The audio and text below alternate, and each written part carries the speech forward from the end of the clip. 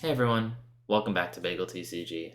Today we're going to be doing another tier list video, but this time we're going to be doing it for BLITZ, which is a format we haven't touched in a while, and I'm super excited to hop in and take a look at all of the options that we currently have in the format. I think it's probably close to 30 possible heroes now, so it's going to be a bit of a longer video, and I kind of revamped the categories as well. I want to say before we start that gonna try to do kind of a new format for the channel. Hopefully I can stick with it. Probably not gonna start fully with it until the new year, after holidays and everything, but I'm gonna try to do a deck tech every like Monday, maybe Tuesday, and then every Friday or so I'm gonna do a new tier list. Those tier lists aren't always gonna be classic constructed, obviously, because that doesn't need to be updated every week, so might do stuff like Blitz, Commoner, Clash, Splice, Ultimate Pit Fight. I don't know, anything I want to throw in there. Or if I feel like a format like Classic Constructed is evolving pretty often, we'll do it for that. So gonna try to do 2 videos a week. Start the week with the deck tech, end the week with a tier list. I think it'll be good to maybe on the tier list on Friday. We'll vote for who is going to be the deck tech for Monday. So I'll put it in the comments, I guess, but I think we're going to do, I like the Rangers a lot right now. I think those are both pretty interesting, and Dash. So vote between a CC deck tech on Azalea, Galaxxi, or Dash. Put down in the comments what you want to see, and then tell me what you're playing right now as well. That'll help me decide what to make my next deck tech on. But let's hop right into this Blitz tier list here, and you can see we have quite a lot of heroes down here at the bottom to pick between. I think, as far as I can remember, the only hero that is living legend is Viserai, so he's not on here, but we've got everyone else, and quite a few of these are obviously kind of more ultimate pit fight heroes that are gonna just get bad score here at the bottom. I do have the tiers kind of defined here a little, so S is going to be the highest tier, obviously, is going to be strong heroes that are also pretty easy to pilot. The advantage of an easier to pilot hero is that you're going to make less mistakes, right? Even the best players in the world make mistakes. We see people Arsenal sink below in the Icelander mirror at the World Championship top 8, right? So everyone makes mistakes sometimes, even if you don't realize at the time you do it that it's a mistake. And a more complex hero is going to be a little harder to just be consistent with, right? Unless you're Michael Hamilton, you're not going to be able to take down an event without making any mistakes on a complex hero. So being strong and easy is an advantage. So we've got that in S. A is still strong but complex, and we've got decent power and easy, decent and pretty complex, and then bad. I think we'll start with bad, just get out of the way of these kind of ultimate pit fight heroes. So we've got Yoji here. Basically has no hero text. It's something to do with paying 3 resources to like prevent 1 damage or something. Basically no hero text there, and not much point in playing him. Same goes for the merchants. There's no merchant class cards, so you're just the generic deck without a very good hero ability. So once again, kind of a strictly worse text box there. And I'd say those are probably the 3, like, you can lock in and say these are worse heroes. They're not going to be as fitting in the format. I think we'll throw in some of the other just kind of weaker, like straight downgrades of heroes here. So I'm going to say we've got Valda here, just not the Guardian that you want to be on overall. And then I think Bolton is maybe a bit lower here as well. And then Data Doll. These are kind of weaker heroes. And then I'll probably throw the Emperor in here. He might be closer to C tier because he does get some cool stuff. So I guess I'll start C tier with him here. But yeah, these heroes, I know I ran through those pretty fast, but it's because they're less interesting and I don't want to talk about them quite as much. But either they're just have no reason to play them, or there's just strictly better versions that you can play for almost all these heroes. Emperor can be pretty interesting here because you do get a huge card pool, and even though he's restricted to only red cards, you can play stuff like Scar for a Scar and Blaze Headlong to get go again, and you get arcane damage, so you're a bit like a Rune Blade there, and that can be powerful in its own right. But he's a little hard, wonky to play. There's some weird stuff when you're trying to pilot a red-only hero. So we're going to put him down there in C tier. I think another kind of complex hero, there's a few more that are maybe just decent. Shiana here, I'm going to put her in C tier as well. I think she's maybe a little weird to build as well, since she only basically plays specializations and generic cards, and she also doesn't really have a weapon, so that's definitely a bit of a minus to her power as well. I think at the end of C tier here, we'll put KO, and I might put some more in here as I go, but we're just going to kind of go down the line and add them in. We'll put KO here. He's a little too inconsistent, and it does take a bit of skill to kind of maneuver around that. And RNG, sometimes you could just say is a no skill type of character, right? But usually how I see it is really high RNG characters are actually a bit harder to play due to the fact that you have to figure out what to do when you're on the bad side of it, right? If you're able to still pull out wins when you're getting the bad side of RNG, that's usually a point in your favor in terms of skill and complexity there. I do think Blitz is a pretty open format though, so I think a lot of heroes are going to be kind of in the B or A tier here. I think Ira we're going to put in B tier. I think all the ninjas are actually going to be in B tier. I'll actually put Katsu in C tier here because he's a bit more complex to pilot. But without Mask of the Pouncing Lynx, ninjas in general are just a tad weaker here. And I think they really did need Mask of the Pouncing Lynx to deal a huge amount of damage. And without that, they're just not fully there in terms of power.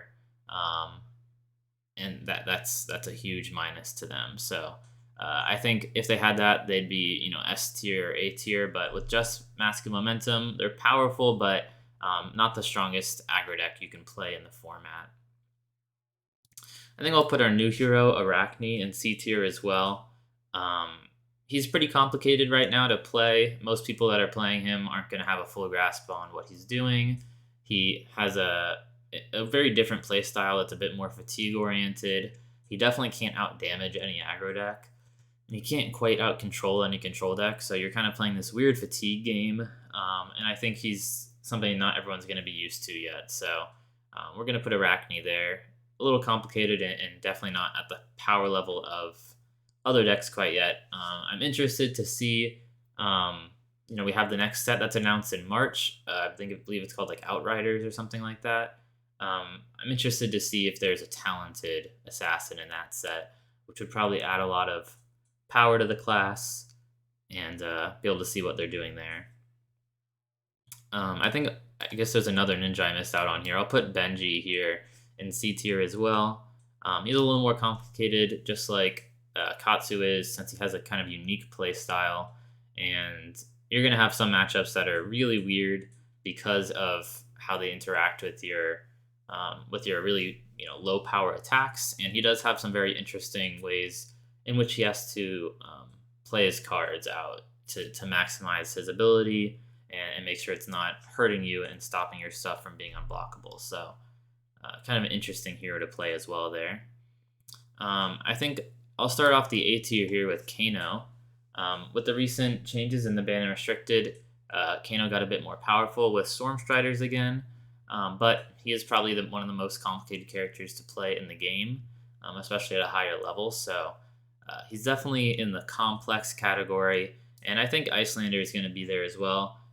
I do think she's one of the strongest decks in the format, probably top 3 decks in the format if played at peak performance, but peak performance is kind of hard for her to achieve. And it's just a very complicated deck. Wizard in general is a bit wonky.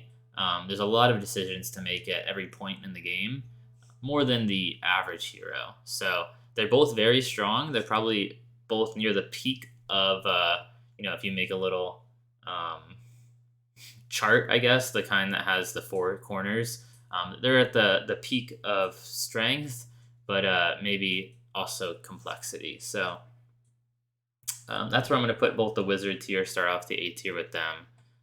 But to oppose them, a strong and easy hero is something like Dash, and I'll also say Rhinar. These are both really strong heroes that just output a ton of damage and don't have super complicated lines of play. Boost Dash is one of the highest damage decks in the format, and it only got stronger with support from Dynasty. And it's it's pretty easy to play. You're just playing out the most damage you can every turn. You're just doing some simple math, right? You're looking at your hands and you're seeing the highest number you can get to. Um, sometimes you'll want to arsenal a card to set up for a bigger number turn next turn, but in general, she's just highest number she can get. Very little blocking. You can usually tell if you're going to block if you have too many blues, because in that case, once again, it's just numbers, right? The 3 block on the blues is more than the damage they're going to deal. And so she's kind of just a simple numbers deck, outputting a ton of damage. And Rhinar is mostly just a quad intimidate deck. You're trying to intimidate 3 or 4 of your opponent's cards so that they can't block, and then present 20 damage, right? If you can attack them for 20 and they can't block with any cards, they're mostly dead. They can obviously block with a bit of equipment, but even then, some of the decks like Wizard have even less life, 15 life, 18 life, and they have almost no equipment block. So if you're able to, you can pretty easily turn 1 or 2 kill a Wizard as Rhinar. So very strong deck, and it's also just trying to present the highest amount of damage you can, not worrying too much about what the opponent's doing, which is kind of the hallmark of a bit of an easier deck, is when you have to worry less about what your opponent's doing. Next, we've got Azalea here. I think I'll put Azalea in B tier. I guess I'll put her with Lexi as well. They're maybe riding the line between complicated and easy. I think this one's a little matchup dependent if it's in B tier or C tier, right?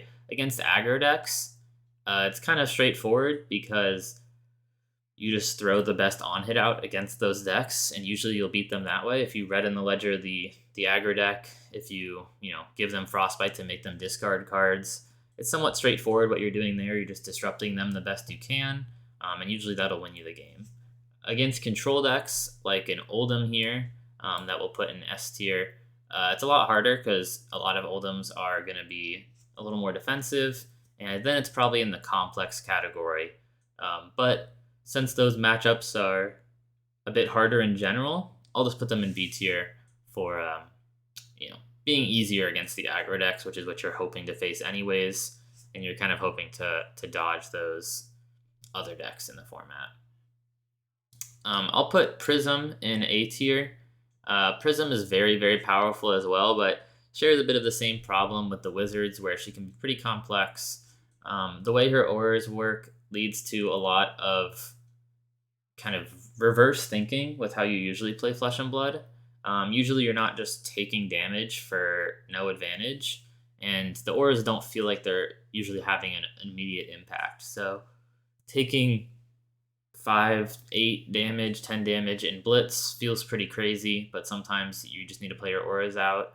And Prism can be a very different deck to play if you're used to playing a more traditional deck like Dash or Rhinar or Fi, or any of these kind of decks that are more just a bit more traditional. Even like Oldhim, she's very different, and I think I guess if you're used to her, maybe she's not more complex. But usually when I'm ranking these, I'm thinking of if you're just trying to pick up the hero for the first time, and she'll be a little more complicated if you're just picking her up for the first time. Another strong and somewhat easy hero here is Dorithia. She's just trying to, once again, output a big enough number. She doesn't have that many on hits outside of damage on hits on her sword. There's not really disruption.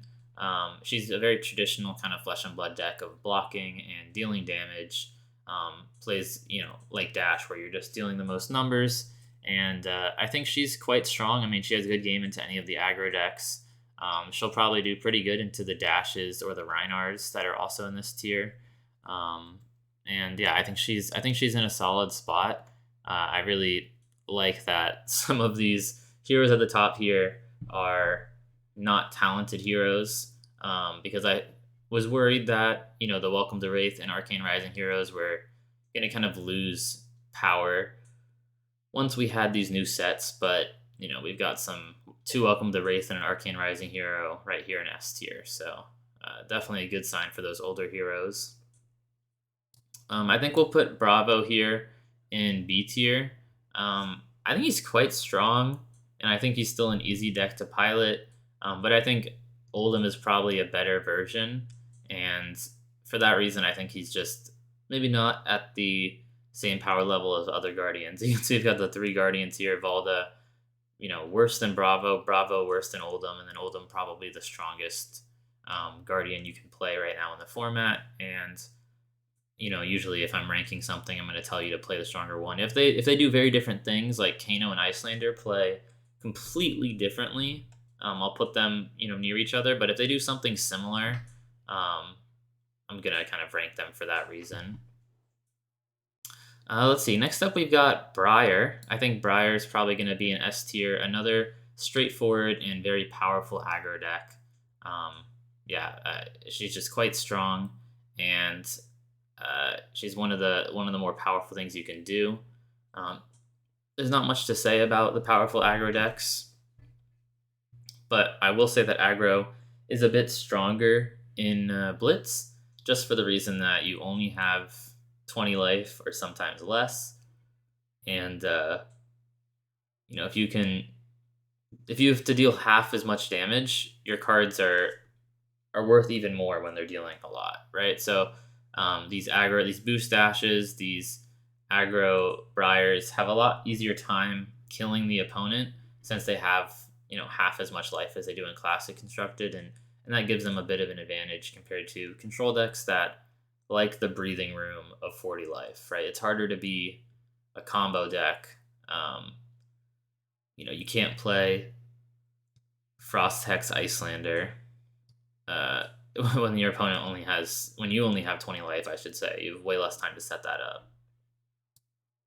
We'll put Kasai in S tier as well. I know I was just talking about not ranking, you know, similar heroes in the same area if they do something similar, but these 2 heroes do attack on a little bit of a different axis. Kasai has the 2 one-handed swords compared to the Dawnblade here, and is a lot less attack reaction than Dorithia. So your opponent definitely is going to have to think a bit differently when they're playing, or sometimes quite a bit differently, playing against a Dorithia or a Kasai. But I do think they both have a good game into the other aggro decks here, like Dash and Briar, and they can be somewhat straightforward to play. A powerful deck that can be a bit more complicated here is Dromai. Just the multiple resource systems with Ash having permanents out like dragons. Usually permanents can make the game a bit more complicated. All of these heroes right here can put permanents out, and almost none of the heroes up here have permanents. Dash, I guess, is the only really one, and she doesn't even utilize them much. So yeah, it makes it a bit more complicated when you have to juggle multiple things, but she's still a very powerful deck, and the dragons are mostly all above rate, and that kind of being above rate is very good in Blitz. And in addition, your opponent can't sideboard in Blitz, right? You don't get a sideboard before the game, so they don't get to like add in extra poppers for your dragons. So if they, you know, only included 2 poppers or 3 poppers, or even less, then you're gonna have a pretty easy time as Dromai, since your dragons are gonna get through pretty scot-free as long as you're dodging the ninjas. I think you'll have a pretty good time into the wizard tier, and then probably even Prism. So pretty good looking for Dromai overall. And then we've got 2 heroes here. I think these are both also maybe A tier. I know maybe that's a little high for Levia here, so let me know if you think Levia should be a bit lower. I just realized how square. I need to get one more hero. This is where Viscerai will be, right? His spirit. But I just realized how square I kind of made this. But I guess that's a bit balanced overall. I feel like the Blitz format has a lot of options to play right now. And so Chain is a bit more complicated than Briar. He maybe is a little more powerful in the end. He has a bit of a higher ceiling, but Soul Shackles and all of that can be a bit complicated, and his patterns of play can get pretty extreme. And Levia has to juggle Blood Debt. Juggling Blood Debt in general adds some extra complexity to a hero, And so both of these Blood Debt, Shadow Heroes, I think are still strong, but a bit more complicated, right? So once again, when I put strongest for both of these, even though these are a tier lower, I think they're essentially equal in strength with the S tier, but I just think they're more complex, right? So if I was just basing it on pure strength, I'd say all of these are about in the same tier. But if we're adding in complexity, these are a bit easier to pilot up here, and then these are going to take a little bit of extra brain power, which can sometimes lead to more mistakes unless you're very familiar with the deck, right? Same goes with B and C tier, probably same in power level, but the differing complexity makes it easier to make mistakes with the C tier here. And then, bad tier. These are just bad. I don't know if there's a reason to play any of these. Maybe there isn't. I'm missing it. Maybe Datadol's a bit stronger now with some more hyperdrivers and some more powerful mech cards added in Dynasty. But overall, this is where I think everything goes. Yeah, let me know what your thoughts are on the tier list in the comments.